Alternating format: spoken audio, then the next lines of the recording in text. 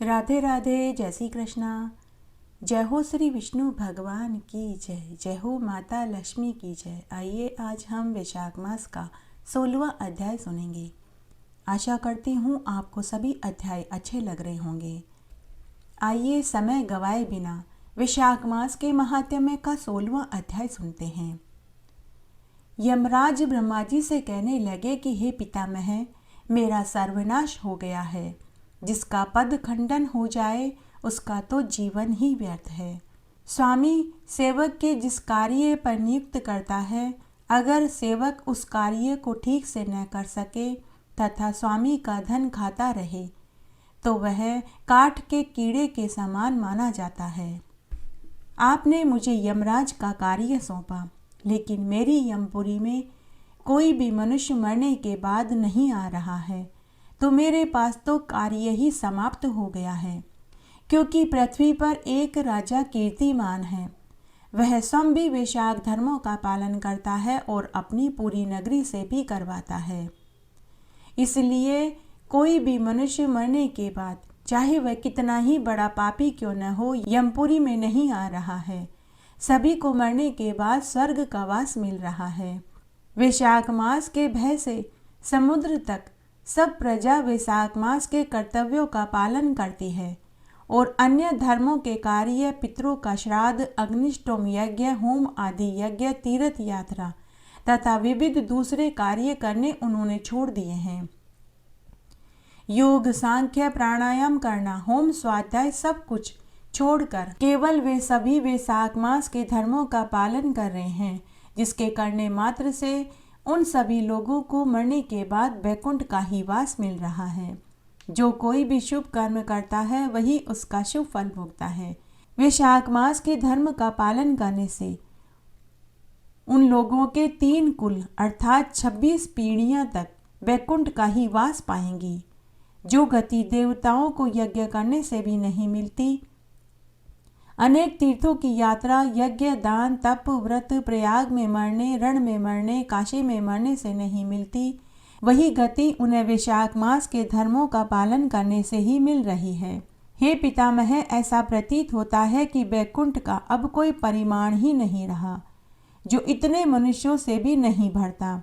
अब मेरा कार्य न रहने से मैं राजा को अपना शत्रु मानता हूँ, क्योंकि राजा की आज्ञा से ही वे सभी लोग वैशाख मास के धर्मों का पालन करके स्वर्ग का सुख पा रहे हैं। तब पितामह यमराज से कहने लगे कि हे यमराज जी, इसमें आश्चर्य की कोई बात नहीं है। गुणवानों से ईर्ष्या करना दुख का कारण होता है। यह वैशाख मास भगवान विष्णु को सबसे अधिक प्रिय है। इसके धर्मों को सुनने मात्र से ही मनुष्य के जीवन भर के सभी पाप दूर हो जाते हैं। तो फिर वैशाख धर्म के पालन करने का तो कहना ही क्या, उसके गुणों का तो गान करना ही चाहिए। जो मनुष्य वैशाख मास के गुणों का गान भी कर दे तो भी भगवान विष्णु उससे प्रसन्न हो जाते हैं। पितामह यमराज से आगे बोले कि हे यमराज जी, उस राजा पर मेरा कोई प्रभाव नहीं, क्योंकि विष्णु के भक्तों का अशुभ करने की सामर्थ्य तो किसी में भी नहीं है। उनके भक्तों को जरा, मृत्यु, व्याधि आदि का कोई भय नहीं होता। सेवक को स्वामी ने जिस काम के लिए नियुक्त किया है, जब तक उसमें शक्ति है वह किए जाए, और जब कार्य करने की शक्ति न हो तो स्वामी से निवेदन कर दे। उसी समय वह उऋण हो जाता है और उसे कोई दोष भी नहीं लगता। अपना कर्तव्य कार्य करने में प्राणियों को कोई दोष नहीं लगता। हे यमराज जी, तुम इस कार्य के करने में असमर्थ हो तो तुम्हारा क्या दोष है। जब ब्रह्मा जी ने ऐसे कहा तो यमराज अत्यंत दुखी होकर आंसू बहाने लगा तथा दीन वाणी से बोला कि हे पितामह, आपकी सेवा से मुझको सब कुछ मिल गया, परंतु अब मुझे अपने कार्य पर जाने की तब तक इच्छा नहीं होगी जब तक भूमंडल पर वह राजा राज्य करेगा। जब तक इस राजा को इस कार्य से मैं चलायमान नहीं कर देता, मुझको कभी भी विश्राम नहीं मिलेगा। आप मेरे इस कार्य को सिद्ध कर दीजिए, तभी मैं अपना शासन का कार्य ठीक ढंग से कर पाऊंगा। यमराज की बात सुनकर ब्रह्मा जी सोच में पड़ गए।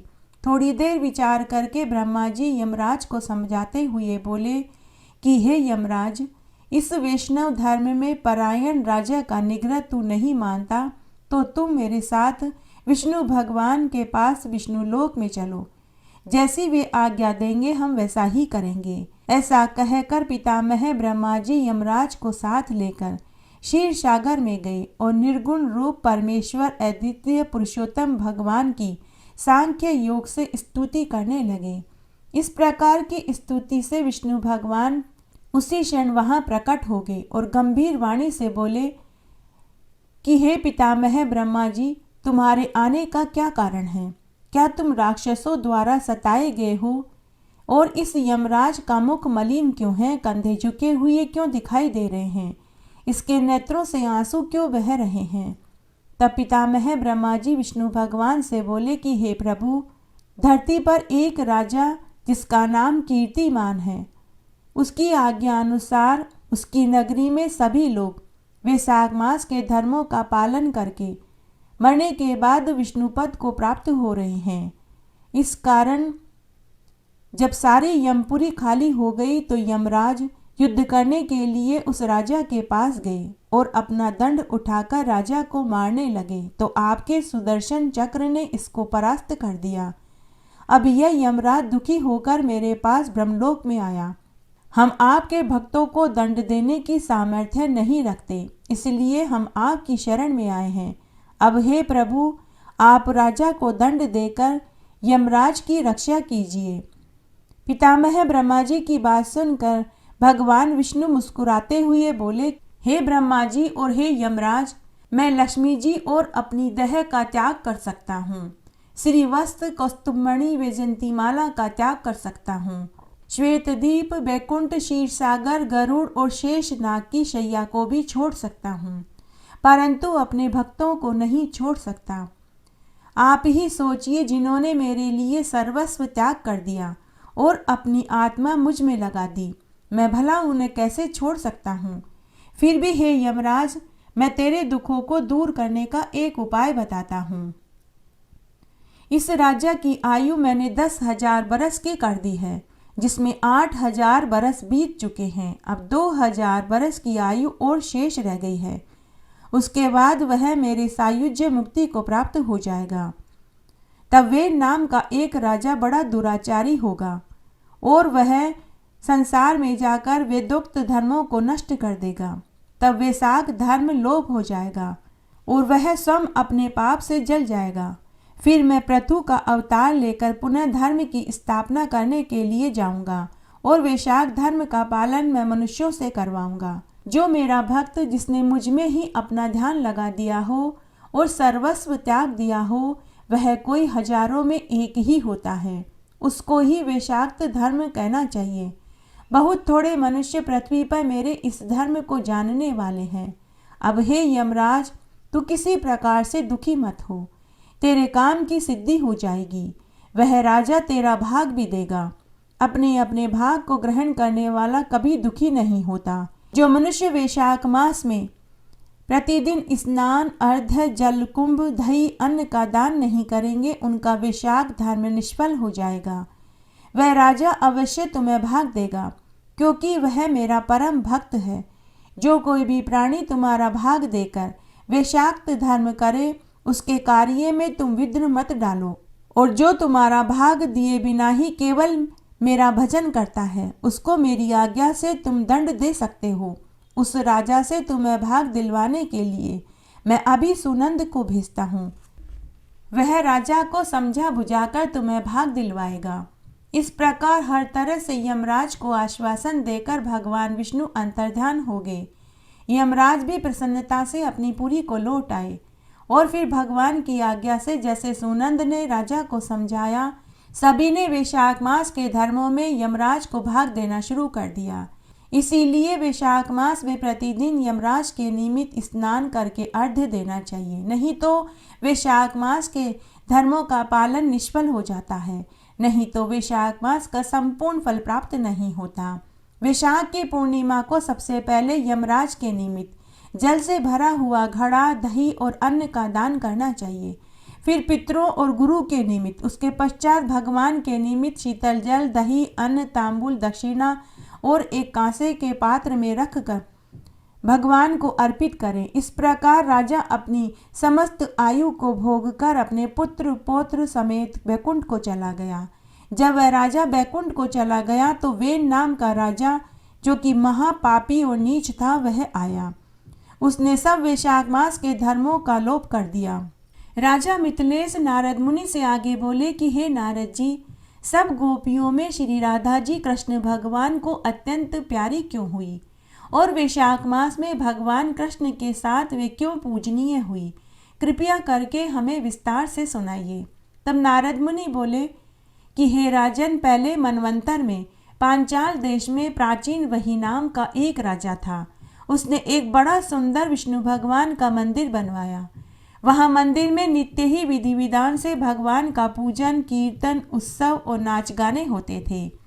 उस गांव की एक अति सुंदर स्त्री भगवान कृष्ण के प्रेम से विवल होकर भगवान के सामने नृत्य किया करती थी। एक दिन नृत्य करते करते भगवान की मूर्ति और श्रृंगार को देखकर ऐसी मोहित हुई कि उसके हृदय में बार बार यही लालसा उत्पन्न हुई कि मैं भगवान के गले में बाहें डालकर नृत्य करूं। उसने समस्त रात्रि नाचते हुए इसी मनोरथ में बिता दी और अपना सारा द्रव्य दुखियों में बांटकर इसी मनोरथ से उसने प्राण त्याग दिए। दूसरे जन्म में वह सुंदर देवांगना बनी और भगवान के प्रेम में उसी तरह नृत्य करने लगी। एक दिन चंद्रकीर्ति नाम वाली वह देवांगना दर्पण में अपना अद्भुत रूप देखकर कहने लगी कि सिवा भगवान के मेरा और कोई पति नहीं होगा।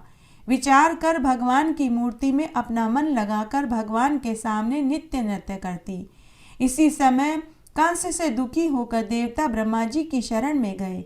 तब ब्रह्मा जी ने विष्णु भगवान के कृष्ण अवतार लेने का वृतांत देवताओं को सुनाया और उनको आज्ञा दी कि सभी देवता ग्वाल बालों के रूप में तथा सभी देवांगनाएं गोपियों के रूप में अवतार लेकर भगवान की सेवा करें। तब चंद्रकीर्ति, जो देवांगना के रूप में थी, वह ब्रह्मा जी के पास हाथ जोड़कर प्रार्थना करने लगी कि हे पितामह ब्रह्मा जी, मेरा पहले जन्म का यह मनोरथ है कि भगवान मेरे साथ नृत्य करें। तब ब्रह्मा जी ने उसे वरदान दिया कि तुम ब्रज के नंदगांव में राधा नाम से वृषभानु की बेटी होगी। भगवान कृष्ण सब गोपियों से तुमको अधिक प्रेम करेंगे। इस प्रकार तुम्हारा मनोरथ सफल हो जाएगा। नारद जी कहने लगे कि भगवान ने ब्रह्मा जी के वचनों को सत्य करने के लिए राधा जी को अपने प्राणों से भी अधिक प्रिय माना और रास उत्सव में उसके साथ नृत्य करके उसकी सभी मनोकामनाओं को पूरा किया। इसलिए राधा जी भगवान कृष्ण को सभी गोपियों में सबसे अधिक प्रिय हुई। राजा पूछने लगे कि हे देव ऋषि नारद जी, सभी क्षेत्रों में उत्तम क्षेत्र कौन सा है? तब नारद मुनि बोले कि हे राजा, आज मैं तुम्हें एक गुप्त रहस्य बताता हूँ। धर्म युक्त सब पापों का नाश करने वाला शुभ फलदायक सबसे उत्तम क्षेत्र गंगा यमुना का संगम है। ब्रह्मादि देवता तथा सभी ऋषि मुनि गंगा यमुना के सफेद और काले जल का सेवन करते हैं। भगवान के चरणों से उत्पन्न गंगा और सूर्य की पुत्री यमुना, इन दोनों का संगम अति उत्तम और पापों का नाश करने वाला है। मोक्ष की अपेक्षा करने वाले ऋषियों ने गंगा सेवन सबसे बड़ा साधन माना है। गंगा के स्मरण मात्र से ही अनेकों पाप दूर हो जाते हैं। नदियों में श्रेष्ठ सब पापों को हरने वाली गंगा है। समुद्र पर्यंत पृथ्वी में जितने भी क्षेत्र हैं उनमें प्रयाग उत्तम है। यहाँ पर ब्रह्मा जी ने भगवान विष्णु का पूजन किया था। ऋषियों ने यहाँ पर बड़े बड़े यज्ञ किए थे। गंगा जी में स्नान करने से पापी को मोक्ष प्राप्त होता है तथा जो व्यक्ति गंगा जी में एक बार स्नान कर ले तो उसके माता पिता के कई कुल परम पद को प्राप्त होते हैं। गंगा, तुलसी और भगवान की भक्ति यह मनुष्य को मोक्ष देने वाली है। गंगा जी की अभिलाषा ही मनुष्य के बहुत से पापों को नाश करने वाली है। मात्र गंगा के स्मरण करने मात्र से ही मनुष्य के अनेक पाप छूट जाते हैं। नारद मुनि आगे बोले कि हे राजन, गंगा का महात्म्य मैं स्वयं विष्णु भी सैकड़ों वर्ष तक नहीं कह सकते, तो मैं क्या कह सकता हूँ। यह सारा संसार जो माया में बंधा हुआ है, गंगा उस माया रूपी बंधन को काटने वाली है। गोदावरी, कृष्णा, रेवा, अमरावती, तुंगभद्रा, कावेरी, यमुना, वाहुदा, वेत्रवती ताम्रपूर्णी, सरयू इत्यादि सभी तीर्थ गंगा में स्थित है। काशी क्षेत्र सब क्षेत्रों में उत्तम है। जहाँ सब देवता वास करते हैं वे सब मनुष्य धन्य हैं जो अपने कानों से काशी क्षेत्र की कथा को सुनते हैं। जो काशी का स्मरण करते हैं वे जीवन मुक्त हो जाते हैं। जो 100 योजन से काशी स्मरण करे उसके भी अनेक पाप नाश हो जाते हैं। प्राणांत के समय जो काशी क्षेत्र का स्मरण भी कर ले वह मरने पर स्वर्ग को प्राप्त होता है और फिर राजा होकर इस पृथ्वी पर आता है। काशी में वास करने वाले लोग मरने के बाद मोक्ष को ही पाते हैं। माघ के मास में जो गंगा यमुना के संगम में स्नान करते हैं वे स्वर्गलोक को प्राप्त होते हैं। जिस गंगा को स्वयं शिव जी अपने मस्तक पर धारण करते हैं उसकी महिमा का तो क्या कहना। विष्णु ही ब्रह्मा रूप होकर संसार की रचना करते हैं, रुद्र रूप होकर सबका नाश करते हैं। जो मनुष्य इन तीनों को पृथक मानते हैं वे नरक के भागी होते हैं। काशी में विश्वेश्वर ज्योति रूप के दर्शन मात्र से मनुष्य परम ज्योति को प्राप्त होता है। जिसने काशी की वैशाख मास में पदक्षिणा कर ली मानो उसने पूरे भूमंडल की पदक्षिणा कर ली हो। जहाँ नर्मेदेश्वर शिव की मूर्ति है वहाँ स्वयं विष्णु निवास करते हैं। जहाँ तुलसी वन है पुराणों की कथा होती है वहाँ भी विष्णु का निवास है। जो पुराण बाँचने वाले पंडित हैं वे भी विष्णु का ही रूप माने जाते हैं। उनको प्रसन्न करने से भगवान प्रसन्न होते हैं। गंगा के समान तीर्थ नहीं, माता के समान गुरु नहीं, विष्णु के समान देवता नहीं, गुरु से परे तत्व नहीं। वर्णों में ब्राह्मण, नक्षत्रों में चंद्रमा, समुद्रों में क्षीर सागर और नदियों में गंगा श्रेष्ठ है। गंगा और गायत्री पापों का नाश करने वाली है, अतः इनका सेवन जरूर करना चाहिए। वेदों की माता गायत्री, लोक की माता गंगा और दोनों ही पापों का नाश करने वाली है। गंगा जी के सेवन से राजा सगर के सब पुत्र मोक्ष को प्राप्त हुए थे। उस गंगा की महिमा का तो क्या कहना। तब राजा बोले कि हे देव ऋषि, कृपया करके आप हमें भगवान के चरणों से उत्पन्न गंगा जी की महिमा कहिए। तब नारद मुनि बोले कि हे राजन, मैं तुमसे एक कथा कहता हूँ। इंद्र आदि देवताओं को उत्पन्न करने वाले कश्यप जी की 2 पत्नियां थी। एक अदिति जिसके पुत्र पैदा हुए, दूसरी दिति जिससे दैत्य हुए। देवता और दैत्यों में कलह रहता था। उस समय विरोचन का पुत्र अर्थात प्रहलाद का पौत्र राजा बलि दैत्यों का राजा था। उसने विशाल सेना, हाथी, रथ, घोड़े, पैदल लेकर सारी पृथ्वी को जीतकर स्वर्ग को जीतने की इच्छा से देवताओं पर चढ़ाई कर दी।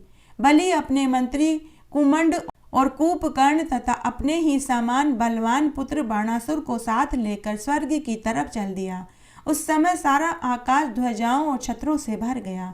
बलि के सिंह तुल्य राक्षसों ने जब वत्रासुर के शत्रु इंद्र का नगर चारों ओर से घेर लिया तब इंद्र आदि सभी देवता भी युद्ध के लिए बाहर आए। उस समय देवता और दैत्यों में घोर संग्राम हुआ। वे एक दूसरे पर बाण, तोर, परिध आदि अनेक अस्त्र शस्त्रों का प्रहार करने लगे। हाथी से हाथी, रथ से रथ, घोड़े से घोड़े, पैदल से पैदल सेना भिड़ गई। इस प्रकार हजारों वर्ष तक बड़ा भारी युद्ध हुआ। उसके बाद राक्षसों का बल बढ़ने पर देवता युद्ध छोड़कर भाग गए और पृथ्वी पर गुप्त रूप से रहने लगे। दैत्यों ने स्वर्ग पर अधिकार कर लिया। बलि इंद्र आसन पर आकर बैठ गया। सब दिक्पालों का कार्य अपने अधीन राक्षसों पर छोड़ दिया और यज्ञ की बलि भी लेने लगे। अदिति अपने पुत्रों को दुखी देखकर दुखी हुई और अपना स्थान छोड़कर देवताओं की जय और दैत्यों की पराजय के निमित्त भगवान को खुश करने के लिए तपस्या करने हिमालय पर चली गई।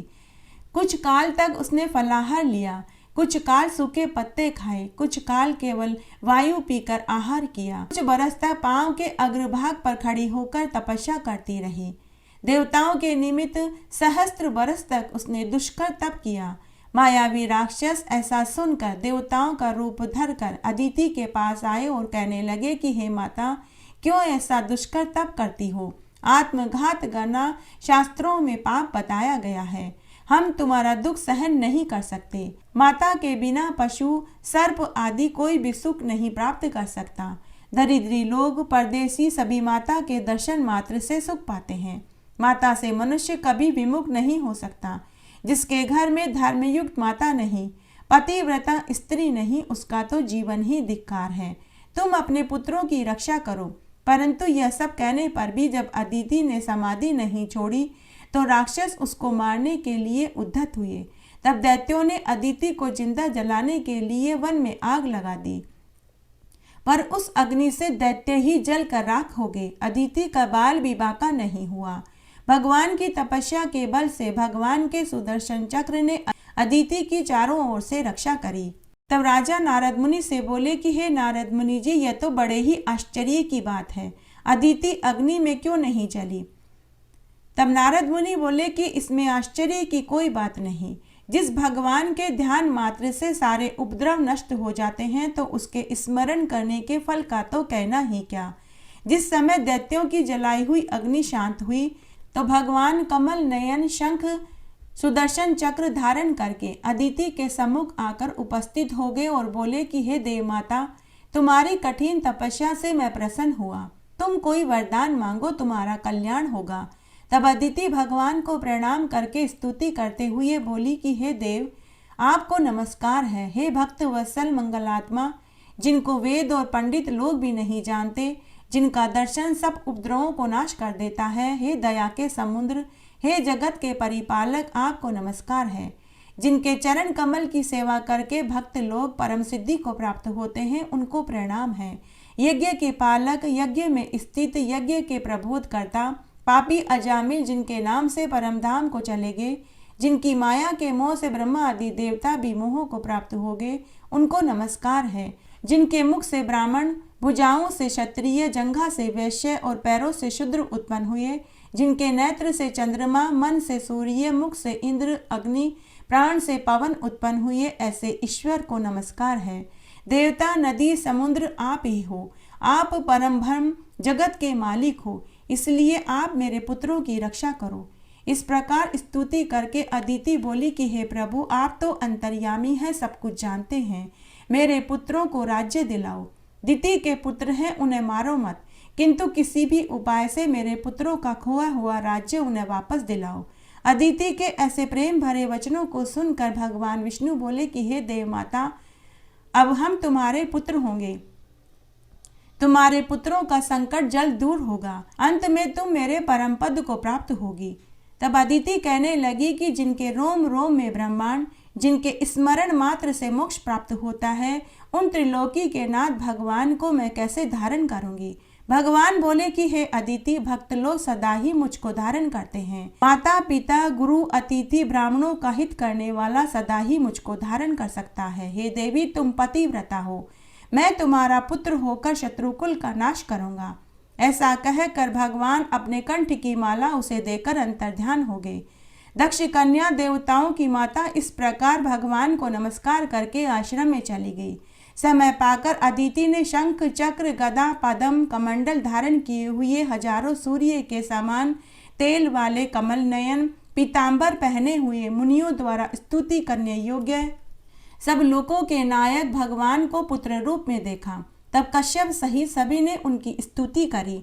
संसार के कर्ता, सबके पालक, दैत्यों के नाशकर्ता, भक्तों के प्रिय, सज्जनों के अन्नदाता, दुर्जनों के नाशकर्ता वामन रूप, धनुष, चक्र, खड़ग, गदा के धारण करने वाले, सागर में सोने वाले, करोड़ों सूर्य के तेज वाले, सूर्य चंद्र जिनके नेत्र, मंद्राचल धारण करता, हिरण्याक्ष का वध करने वाले, लक्ष्मीपति, पाप के नाशकर्ता वामन, परशुराम, रामचंद्र, कृष्ण को नमस्कार है। जो कोई वामन के स्त्रोत को 3 बार भी पढ़ ले, उसका घर धन धान्य से भर जाता है, आरोग्य और सदा दीर्घायु संतान सुख को पाता है। श्री वामन जी ऐसे वचन सुनकर बोले कि पिताजी, हम प्रसन्न हैं, आपका कल्याण हो, आपके सभी मनोरथ पूर्ण होंगे। हमने 2 बार आपके घर जन्म लिया, आगे भी लेंगे। ऐसा कहकर भगवान ने बाल रूप धारण किया। उधर राजा बलि ने अपने गुरु शुक्राचार्य जी को आचार्य बनाकर बड़ा भारी यज्ञ किया। यज्ञ में लक्ष्मी जी सहित श्री विष्णु भगवान को यज्ञ की हवि के लिए आवाहन किया गया। उसी समय भगवान वामन विष्णु ब्रह्मचारी का वेश बनाकर उस यज्ञ में गए। यज्ञ की हवि ग्रहण करने के लिए स्वयं विष्णु भगवान वहां आए। भगवान को देखकर ऋषि लोग ज्ञान दृष्टि से भगवान को पहचान गए। ऐसा देख शुक्राचार्य जी ने राजा बलि को एकांत में ले जाकर के समझाया।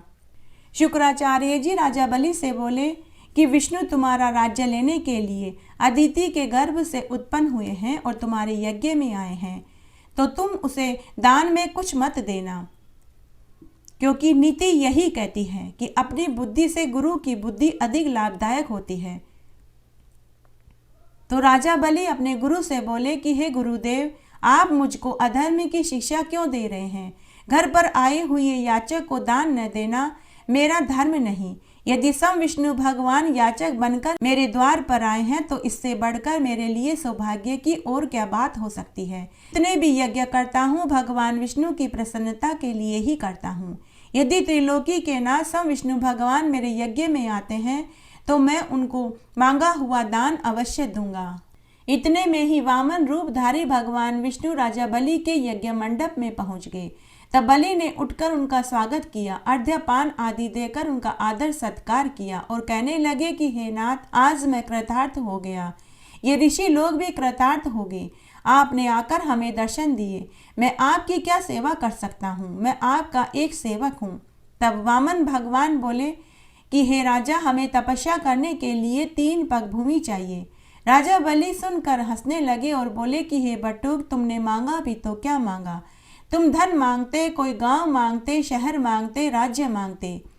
तब वामन भगवान बोले कि हे राजा, मेरे जैसे समदर्शी और ज्ञानी को लोभ कैसा? मुझे तो केवल 3 पग भूमि चाहिए, जिससे हम मोक्ष को प्राप्त करने का साधन कहते हैं। इतनी बात सुनकर बलि पृथ्वी का दान का संकल्प करने के लिए जल युक्त टूटी वाला लोटा लेकर तैयार हो गए। यह देखकर शुक्राचार्य जी अपने तपोबल से अपना सूक्ष्म रूप बनाकर लोटे की टूटी में बैठकर जल को रोकने लगे। भगवान वामन ने शुक्राचार्य जी के मन की बात को जान लिया। तब एक कुशा लेकर उसके तेल अग्रभाग को लोटे की टूटी के छिद्र में डाल दिया, जिससे शुक्राचार्य जी की एक आंख फूट गई। बलि ने 3 पग भूमि का संकल्प वामन भगवान को दे दिया। उसी समय वामन भगवान ने विराट रूप होकर ब्रह्मलोक पर्यंत तक बढ़ गए। विराट रूप भगवान ने 2 पैरों में सारा ब्रह्मांड नाप लिया। पांव के अंगूठे से ब्रह्मांड फूट गया। उस फूटे हुए मार्ग से बहुत से जल के स्रोत बहने लगे। विष्णु जी का पैर उसी जल से धोया गया। निर्मल लोक पावन वह जल धारा का रूप था। वह जल ब्रह्मा आदि देवताओं को पवित्र करता सप्त ऋषियों से सेवी सुमेरु पर्वत के ऊपर जाकर गिरा। वही गंगा है। ऐसा अद्भुत कर्म देखकर ब्रह्मा आदि देवता ऋषि मुनि स्तुति करने लगे। आइए अब हम वैशाख स्नान की एक पौराणिक कथा सुनते हैं। एक बार बहुत छोटा सा गांव था। उस गांव में एक सासू बहू रहती थी। गांव के सभी लोग कुएं पर से पीने का पानी लाते थे। बहू भी रोज सुबह कुएं पर पीने का पानी लेने जाती थी। तब एक बार की बात है, वैशाख का महीना आया। गांव की सभी औरतें पनघट पर बैठकर बातें कर रही थी कि वैशाख का महीना लगने वाला है। हम सब भी वैशाख मास का स्नान और व्रत करेंगे और कथा कहानियां सुनेंगे और बड़ पीपल, आंकड़े और तुलसी के पौधे को सींचेंगे, दिया बाती करेंगे, सूर्य नारायण भगवान को अर्घ्य देंगे। तब वहाँ एक बुजुर्ग महिला बैठी थी। वह बुजुर्ग महिला गांव की औरतों से बोली कि अरे बहुओं, अगर वैशाख मास का स्नान करोगे, व्रत करोगे तो तुम सबकी सभी मुरादें पूरी होगी। निसंतानों को संतान सुख मिलेगा, कुंवारों के ब्याह होंगे, सुहागिनों का सुहाग अखंड होगा, धन वैभव सुख समृद्धि मिलती है। भगवान माधव सबकी सब इच्छा पूरी करते हैं। तब वहाँ बहू ने बैठे बैठे ही निश्चय कर लिया कि मैं भी वैशाख मास में स्नान और व्रत करूंगी। मेरे पति को कोई अच्छी नौकरी नहीं मिली, शायद वैशाख मास का स्नान करने से मेरे पति को अच्छी नौकरी मिले और हमें संतान सुख की प्राप्ति हो। उसके बाद बहू पानी लेकर घर आई। आते ही उसने अपनी सास से कहा कि सासू माँ, आज पनघट पर गांव की औरतें बातें कर रही थी कि वैशाख का महीना लगने वाला है। वैशाख मास सभी मासों में पुण्यफल देने वाला मास है। अगर आप मुझे आज्ञा दें तो क्या मैं भी वैशाख मास में स्नान और व्रत कर लूं? तो उसकी सास ने अपनी बहू से कहा कि बहू रहने दे, पूरी उम्र पड़ी है वैशाख मास का स्नान करने की। अगर तू वैशाख मास में स्नान और व्रत करेगी तो घर का कामकाज, गाय भैंसों का चारा पानी, गोबर पोटे कौन करेगा? बहू यह सुनकर उदास हो गई। रोज की तरह दूसरे दिन जब वो पनघट पर पानी भरने के लिए गई तो उसने अपने मन की बात अपनी सखियों को बताई। तो उसकी सभी सखियों ने कहा कि अरे तू तो बावली है, सासू को क्यों बताती है। तू ऐसा करना, पानी भरने आए तब एक जोड़ी कपड़े साथ ले आया कर और हमारे साथ घाट पर चलकर पहले गंगा स्नान कर लिया कर, पूजा पाठ कहानी सुन लिया कर और फिर पानी की मटकी और चरी भर कर घर चली जाया कर। किसी को भी क्या पता चलेगा। बहू ममता ने ऐसा ही किया। अब वह रोज 1 घंटा पहले उठती, पानी भरने का बहाना बनाकर घर से अंधेरे में ही निकल आती और अपनी सखियों के साथ गंगा घाट पर स्नान करती, पूजा करती, कथा कहानियाँ सुनती और पीने का पानी भर कर वापस अपने घर चली जाती और एक समय भोजन कर लेती। ममता ने अपनी सास को कुछ नहीं बताया। इस तरह पूरा 1 महीना बीत गया। जब बैसाखी पूर्णिमा आई तो गांव की सभी सहेलियों ने गंगा नदी में पहले पूजा करी और फिर दक्षिणा चढ़ाई। लेकिन ममता के पास दक्षिणा चढ़ाने को कुछ नहीं था, तो उसने अपने हाथ की सोने की अंगूठी गंगा नदी में भगवान माधव को याद करके गंगा नदी में प्रवाहित कर दी और घर आ गई।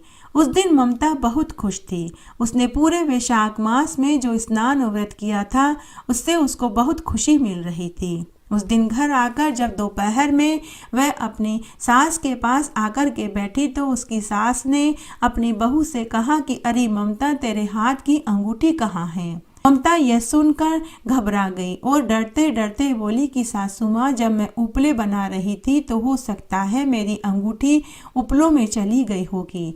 मैं अभी घर के पिछवाड़े जाकर के उपलों में देखती हूँ। तो सासू बोली कि चल, मैं भी तेरे साथ चलती हूँ। तब ममता मनी मन सोच में पड़ गई कि अब क्या होगा। तो वह भगवान विष्णु को याद करने लगी कि हे माधव भगवान, अब आप ही मेरी लाज रखना। उसके बाद सास अपनी बहू ममता से बोली कि बहू, तू भी उपला तोड़ और मैं भी उपला तोड़ती हूँ। किसी न किसी उपले में तो तेरी अंगूठी निकलेगी। तब सास ने भी एक उपला तोड़ा तो बहू ने भी दूसरा उपला तोड़ा। दोनों उपलों में से अंगूठी निकली। फिर वहां जितने भी उपले पड़े थे सभी में से एक एक अंगूठी निकली। यह देखकर सास को बड़ा आश्चर्य हुआ। सास ने बहू से कहा कि बहू, तेरी तो एक अंगूठी गुमी थी, यहाँ तो 15-20 सोने की अंगूठियां निकली है। सच सच बता, क्या बात है। तब बहू ने पूरी सच्चाई अपनी सास को बताई। तब सासू ने हाथ जोड़कर विष्णु भगवान से क्षमा मांगी कि हे विष्णु भगवान, मुझे माफ कर दो। मैं अपनी बहू के धर्म के मार्ग में आड़े आई थी। मैंने ही इसे वैशाख मास का स्नान और व्रत करने को मना किया था।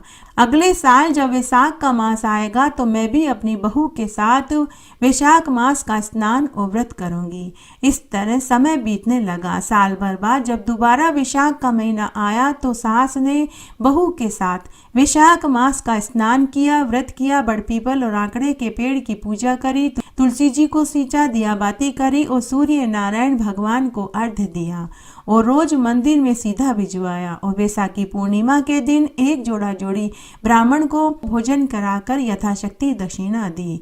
उसके कुछ समय के बाद बहू को गर्भ ठहर गया और उसके पति को अच्छी नौकरी मिल गई और उसकी सास को मरने के बाद बैकुंठ का वास मिला। घटती हो तो पूरी हो, पूरी हो तो परवान चढ़े, भोले विश्री नाम तेरे भंडार में भरे।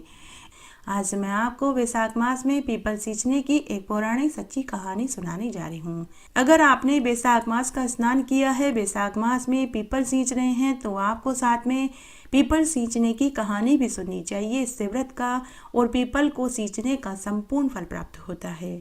आइए आज हम वैशाख मास में पीपल सींचने की एक पौराणिक प्रचलित कहानी सुनते हैं। एक बार बहुत छोटा सा गांव था। उस गांव में एक विधवा महिला अपनी इकलौती बेटी के साथ रहती थी। विधवा महिला ने अपना जीवन बहुत कष्टप्रद जिया था। जब वह छोटी थी तो उसके माता पिता चल बसे। उसकी ताई और चाची ने उसे पाल पोस कर बड़ा किया, परंतु कैसे उसका बचपन बीता वह आज भी याद करके सिहर उठती है। आधा पेट उसे खाने को ठंडा बासी भोजन मिलता और काम उससे 10 लोगों का करवाया जाता था। जब वह विवाह लायक हुई तो उसका विवाह उसके चाचा ताऊ ने एक भिखारी जुआरी शराबी से करा दिया, जो उसे बहुत मारता पीटता था। शादी के 2 बरस बाद उसे एक परी जैसी बेटी हुई। उसके कुछ समय के बाद एक दुर्घटना में उसका पति भी चल बसा। अब विधवा महिला की एकमात्र जमा पूंजी उसकी बेटी ही थी, जिसे उसने मेहनत मजदूरी करके पढ़ाया लिखाया। तब एक बार उनके गांव में एक संत महात्मा जी आए। तब वह विधवा महिला उन संत महात्मा के पास गई और अपना सारा दुख उनको कह सुनाया। तब संत महात्मा ने उस महिला को बैसाख मास का स्नान करने और बैसाख मास में पीपल और केले के पेड़ को सींचने के लिए कहा और कहा कि हे कल्याणी, बैसाख मास के स्नान का पालन करो, तेरे अगले पिछले सारे पाप धुल जाएंगे। उस दिन के बाद से वह विधवा महिला अपनी बेटी गुणवती के साथ बैसाख मास का स्नान करने लगी, पूजा पाठ करने लगी। पूरे बैसाख मास में सुबह जल्दी उठकर स्नान करती, सूर्य नारायण भगवान को अर्घ्य देती, पीपल पतवारी बड़ पीपल आंकड़े के पेड़ की पूजा करती, केले के पेड़ को सींचती, तुलसी जी में दिया बाती करती। सारे नियम करके एक समय बैसाख मास में भोजन करती। ऐसा करते हुए दोनों माँ बेटी को कई बरस बीत गए। तब जब उसकी बेटी विवाह लायक हुई तो उसकी सुंदरता के चर्चे पूरे गांव भर में होने लगे। तब जब राजा के कानों तक गुणवती की सुंदरता की खबर पहुंची तो राजा ने एक मंत्री को भेजकर गुणवती की मां से गुणवती का हाथ मांगने भेजा। तब गुणवती की मां मंत्री से बोली कि मेरी बेटी के बहुत नियम हैं, जो व्यक्ति इन नियमों को निभाएगा मैं उसी के साथ अपनी बेटी का विवाह करूंगी। तब मंत्री ने गुणवती की मां से गुणवती के नियम पूछे तो विधवा महिला ने अपनी बेटी के सारे नियम नेक चार और धर्म बतलाए। मंत्री ने महल में आकर सारी बात राजा से कही कि हे महाराज, उस विधवा महिला की बेटी के बहुत से नियम हैं। वह विधवा महिला कह रही है कि जो व्यक्ति मेरी बेटी के इन नियमों को निभाएगा मैं उसी के साथ अपनी बेटी का विवाह करूंगी। तब राजा ने कहा कि मैं सारे नियम निभा लूंगा। तब गुणवती का विवाह राजा के साथ धूमधाम से हो गया। गुणवती विवाह के बाद ससुराल में आ गई। कुछ महीनों तक तो यह नियम चलता रहा। तब एक दिन अन्य रानियों को गुणवती रानी के नियम खटकने लगे कि यह तो पूरे पूरे दिन भगवान की पूजा पाठ में ही लगी रहती है, महल का कोई कामकाज नहीं करती। तब सभी रानियों ने राजा से गुणवती की शिकायत करी। तब राजा ने गुणवती से कहा कि जैसे अन्य रानियां रहती है वैसे ही रहना होगा और महल के कामकाज भी करने होंगे। तब गुणवती पूजा पाठ नहीं कर पाई तो उसने अन्न जल भी ग्रहण नहीं किया। इस तरह उसे भूखे प्यासे रहते हुए 7-8 दिन बीत गए। तब भगवान का सिंहासन डोल पड़ा। तब एक दिन भगवान ने गुणवती को स्वप्न में आकर पूछा कि बेटी सो रही है या जाग रही है। तो गुणवती बोली कि भगवान, न मैं सो रही हूँ न जाग रही हूँ, मैं तो चिंता में पड़ी हूँ। तो भगवान ने पूछा कि बेटी तुझे किस बात की चिंता है, तू क्यों भूखी प्यासी है। तो गुणवती बोली कि भगवान, मेरी पूजा पाठ मेरे सभी नियम नेकचार छूट गए। बिना पूजा पाठ के मैं कैसे अन्न जल ग्रहण कर सकती हूँ। मुझे महल से बाहर पूजा पाठ करने के लिए जाने नहीं दिया जाता, मैं क्या करूँ। मेरे सारे नियम धर्म नेकचार छूट गए हैं, इसीलिए मैं दुखी हूँ। तब भगवान ने कहा कि बेटी तेरे कमरे में ही कोटि देवी देवताओं का वास है, घर में ही सभी देवता हैं, तू उठ पूजा कर और भोजन खा। गुणवती उसी समय उठी तो उसने देखा कि उसके कमरे में खेजड़ी के झाड़ के नीचे विनायक जी महाराज बैठे थे। 7 घोड़ों के रथ पर सूरज भगवान विराजमान थे। तुलसी माता हरी भरी हो रही थी। बड़ पीपल और आंकड़े का पेड़ और केले का पेड़ था। वहीं गंगा नदी बह रही थी, जहां भगवान शंकर माता पार्वती जी के साथ चौपड़ पासा खेल रहे थे। तब गुणवती यह देखकर बहुत खुश हुई। उसने स्नान किया और पूजा का थाल लेकर के आई और उसने पूजा करी और कथा कहानी सुनी। 33 कोटि देवताओं ने हुक्कारा भरा। उसके बाद वह दोपहर में सबके साथ भोजन करने के लिए पहुंच गई। तब उसे भोजन के लिए आया देखा तो अन्य सभी रानियों ने उसे ताना मारा कि रूठी रानी को कौन मनावे, टुक टुक करती आप ही आवे। और ऐसा कहकर सभी रानियां गुणवती रानी पर हंसने लगी। तब एक रानी ने गुणवती से कहा कि अरे तेरे नियम, नेक, चार, धर्म, कर्म सब कहाँ गए? 7 दिन भूखे रही तो दिन में ही तुझे तारे नजर आ गए क्या? और ऐसा कहकर सभी रानियां गुणवती पर हंसने लगी। तब गुणवती ने सभी रानियों और राजा से कहा कि मेरे कमरे में कोटि देवी देवता मेरे नियम, धर्म और नेकचार को निभाने आए हैं। अगर आपको यकीन नहीं तो आप खुद चलकर मेरे कमरे में देख सकते हैं। तब सभी गुणवती के कमरे में देखने गए। सभी रानियों के साथ राजा की आंखें भी फटी की फटी रह गई। तब सभी रानियां गुणवती के पैरों में गिरकर उससे माफी मांगने लगी और राजा ने भी उससे अपनी गलती की क्षमा मांगी। हे विष्णु भगवान, जैसे आपने गुणवती के नियम, धर्म और नेकचार को निभाया वैसे सबके निभाना, कहानी कहने वाले के, सुनने वाले के और हुक्कारा भरने वाले के। जय हो तुलसी मैया की। तुलसी महारानी नमो नमो, हरि की पटरानी नमो नमो। बन तुलसी पूरन तप कियो मैया, शालग्राम महापटरानी। जाके मंज मंजरी कोमल मैया, श्रीपति चरण कमल लपटानी। धूप दीप नैवेद्य आरती मैया, पुष्पन की वर्षा बरसानी। 56 भोग 36 व्यंजन मैया, बिन तुलसी हरि एक न मानी। सामरो सखी माई तेरा यश गावे मैया, भक्तों वर दीजे महारानी। तुलसी महारानी नमो नमो, हरि की पटरानी नमो नमो।